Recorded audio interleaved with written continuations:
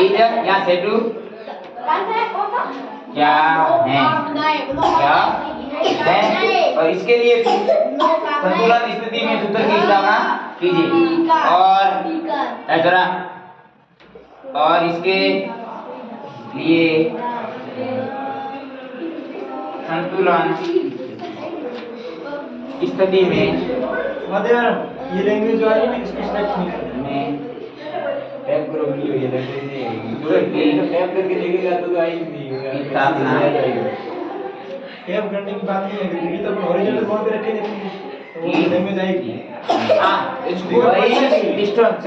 वही स्टोन बीज क्या है, इसके लिए संतुलन स्थिति में सूत्र की स्थापना कीजिए।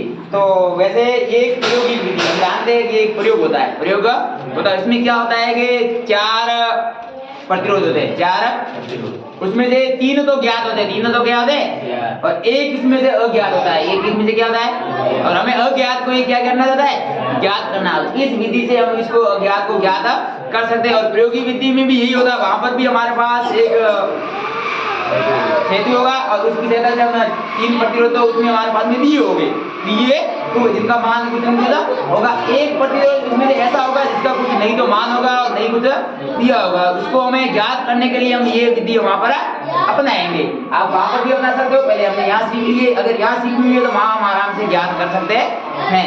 अब कहते हैं कि ये एक प्रायोगिक व्यवस्था है। आप बताओगे सर ये कैसी व्यवस्था है? ये एक प्रायोगिक व्यवस्था,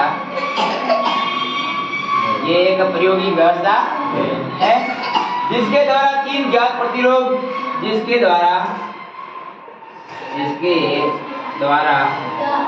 3 ज्ञात प्रतिरोध, जिनके द्वारा 3 ज्ञात प्रतिरोध से एक प्रतिरोध से जिनके द्वारा 3 ज्ञात प्रतिरोध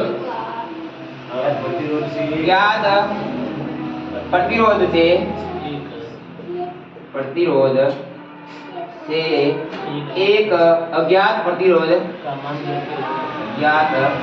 प्रतिरोध का मान ज्ञात करते हैं, का मान ज्ञात करते हैं।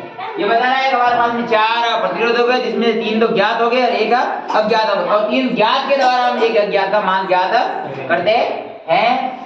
तथा इसकी संतुलन व्यवस्था में अविलीन बिंदु स्थापित हो जाता, अविच्छेद बिंदु स्थापित हो जाता, तथा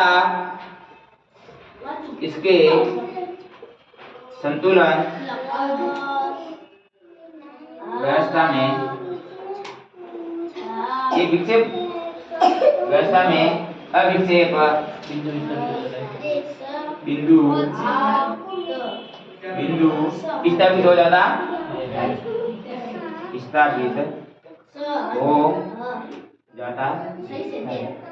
हमने क्या बताया कि ये प्रायोगिक व्यवस्था है जिसके द्वारा 3 हमारे पास में ज्ञात प्रतिरोध से एक अज्ञात प्रतिरोध को मान ज्ञात करना है, तथा इसके संतुलन व्यवस्था में हमें एक विक्षेप बिंदु प्राप्त होता है। तुम बेटा है ऊपर तो खड़े हो, खड़े हो, खड़े हो जा।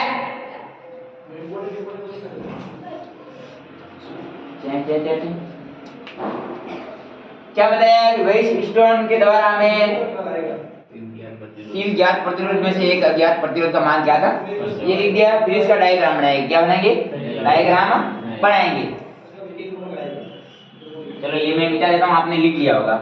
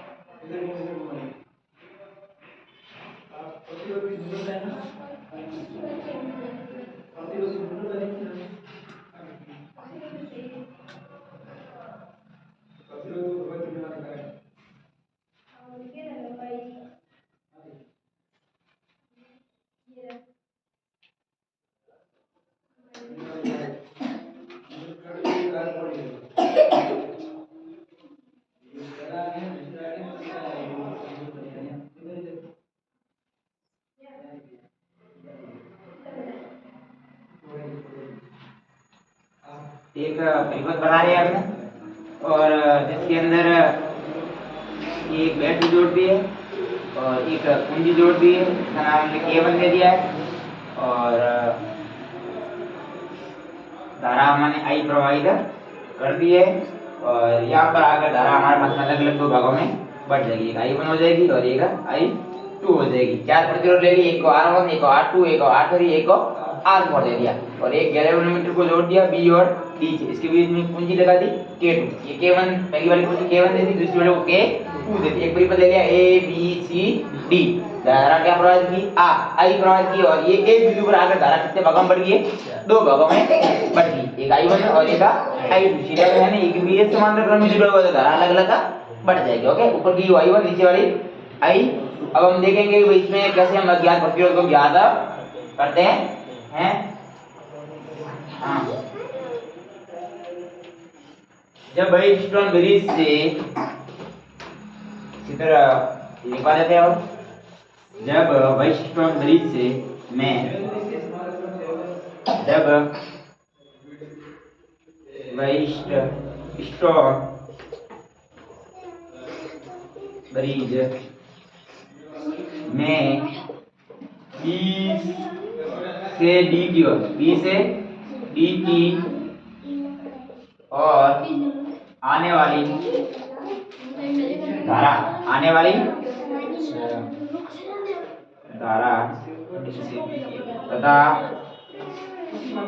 तथा B से D की ओर तथा D से B की ओर तथा D से B की ओर B से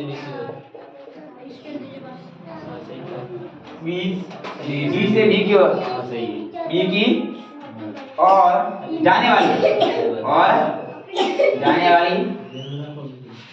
धारा बराबर हो जाती है, जाने वाली धारा बराबर हो जाती है। तो धारा मापी में कोई विक्षेप नहीं आता है, तो धारा मापी में कोई विक्षेप नहीं आता है। वो बता रहे हैं जब व्हीटस्टोन ब्रिज में B से D की ओर आने वाली धारा, B से किसकी ओर आ रही है, D की ओर आने वाली धारा तथा D से B की ओर जाने वाली धारा अगर बराबर में है, भाई दोनों धारा का मान बराबर में, तो G में कोई विक्षेप नहीं आता। G मतलब गैल्वेनोमीटर में कोई विक्षेप नहीं आता है। इसे विक्षेप बिंदु या संतुलन की स्थिति कहते हैं। इसे अविक्षेप बिंदु या विक्षेप बिंदु, क्योंकि कोई विक्षेप नहीं आ रहा है, विक्षेप बिंदु या संतुलन की व्यवस्था कहते हैं, व्यवस्था या अवस्था। अब आपको पूछे कि संतुलन की अवस्था कैसे, आपको कि जब धारा प्रवाहित करी है और दोनों धारा का मान बराबर है और गैल्वेनोमीटर में कोई विक्षेप नहीं आया, तो हम कहेंगे संतुलन की स्थिति में या विक्षेप बिंदु कहते हैं। मतलब उसमें कोई हलचल नहीं हो रही, वो हो जाएगा हमारा विक्षेप बिंदु। इसने ये बताया कि व्हीटस्टोन ब्रिज में जब B से D की ओर धारा जा रही, B से D की ओर जाने वाली धारा और D से D की ओर आने वाली धारा दोनों आपस में क्या है, बराबर है, तो G में कोई विक्षेप नहीं आएगा। और G में कोई विक्षेप नहीं आना मतलब G का कांटा वो एक जगह स्थिर रहना, वो हमारा हो जाएगा विक्षेप या संतुलन की व्यवस्था हो जाएगा। ठीक है, कहते हैं इस स्थिति में किर्चॉफ के लूप नियम या द्वितीय नियम कहते हैं। इस स्थिति में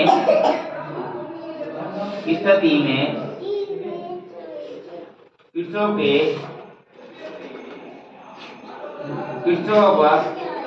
के लूप नियम या द्वितीय नियम, इस स्थिति में किर्चॉफ के द्वितीय नियम या लूप के नियम से सूत्र की स्थापना करते हैं।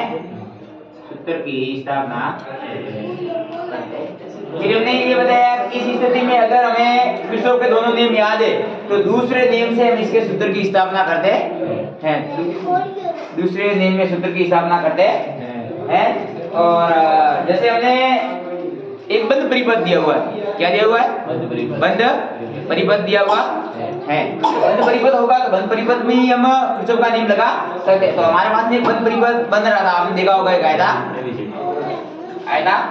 वो आप देखेंगे कौन कौन सा था, आप चित्र को जूम करके दोबारा देख सकते हैं। और नहीं करोला तो समझ में आवेला नहीं, बार-बार तो देखना ही है, और बार-बार देखेंगे तो आपका भी लाभ और हमारा भी लाभ होता जाएगा। और लाभ तो आपको करवाना ही है। बंद परिपथ, बंद परिपथ लूप है, बंद परिपथ लूप लेंगे। लूप के लिए क्या ले लेंगे? ए बी डी ए ले लेंगे। A B D A, A B D A B D A के लिए ये आयताकार एक बन रहा है, लूप देख लेना। तो यह हो जाएगा plus B A B plus B. द्वितीय में हमने विभवांतर का कहा था कि विभवांतर का टोटल मान होगा वो क्या हो जाएगा? 0 हो जाएगा। किरचॉफ का नियम द्वितीय नियम यही था कि विभवांतर का टोटल बीजगणितीय योग होता है वो क्या होता है? 0 होता है। तो plus A B plus B B D वो बराबर में माइनस बी डी ए बराबर क्या हो जाएगा? 0। पर इसके लिए धारा प्रतिरोध R1 और I1 प्लस 0 माइनस R3 और I2 बराबर क्या हो जाएगा? तो हमारे पास में बचेगा R1 I1 और बराबर में R3 और I2। इसे समीकरण क्या दे देंगे? 1 दे देंगे। समीकरण 1 दे देंगे। और लूप हम ले लेंगे सी बी डी सी। अब हम लूप दूसरा ले लेंगे सी बी डी सी के लिए, सी बी डी सी के ये जैसे ऐसे द्वितीय नियम लगाया था विभवांतर के लिए, वैसा वैसे इसमें भी विभवांतर का नियम लगाना। तो ये हो जाएगा minus B C D plus B B B D और प्लस के बी डी सी बराबर क्या होगा? 0। और अब हम इनों के लिए धारा का मान रख देंगे। तो माइनस के I1 R2 और प्लस के क्या हो जाएगा? और प्लस I2 और R बराबर क्या हो जाएगा? अगर हम इसको सिद्ध करेंगे तो ये हो जाएगा I2 R4 बराबर में I1 और R। इधर समीकरण क्या दे देंगे? समीकरण 1 का भाग समीकरण 2 में देने पर समीकरण 1 का है, इसमें भाग किसका देंगे? समीकरण 2 का भाग देंगे। ये हमारे पास में दोनों समीकरण, दोनों बंद लूप से हमने समीकरण निकाल दिए। समीकरण 1 का भाग समीकरण 2 में, के समीकरण 1 में भाग समीकरण 2 का देने पर समीकरण 1 में समीकरण 2 का भाग देने पर अगर भाग देंगे तो हमारा समीकरण 1 था I1 R1 और अब हमारे पास में ये दूसरे वाला आया I1 R2। अब हम समीकरण 2 का भाग किसमें दे रहे? 1 में दे, और बराबर में दे, वो बराबर में देंगे I2 R3 और यहाँ हो जाएगा I2 R4। ये हो जाएगा। अब जो हमें पता है ऊपर वाले जो गुणे वाले नीचे वाले भाग वाले गुणे वाले कट जाते I1 से तो I2 से, तो हमारे पास में बचा R1 बटे R2 बराबर में R3 बटे R4 बचा गया। और इससे हम अज्ञात प्रतिरोध कोई भी विषय पूछे, तीसरा पूछे या चौथा पूछे, पहला पूछे, दूसरा पूछे, कोई भी ज्ञात कर सकते हैं। वज्र गुणा विधि लगा लेंगे, कौन सा पूछ रहे हैं। ये कृषियों का नियम है, सिंपल सा एग्जाम में पूछ सकता है। प्रयोगी विधि भी आराम से आप सीख सकते हैं। और अब हमारा ये पार्ट लगभग कंप्लीट हो चुका है। आगे बढ़ेंगे नेक्स्ट पार्ट में, कोई नेक्स्ट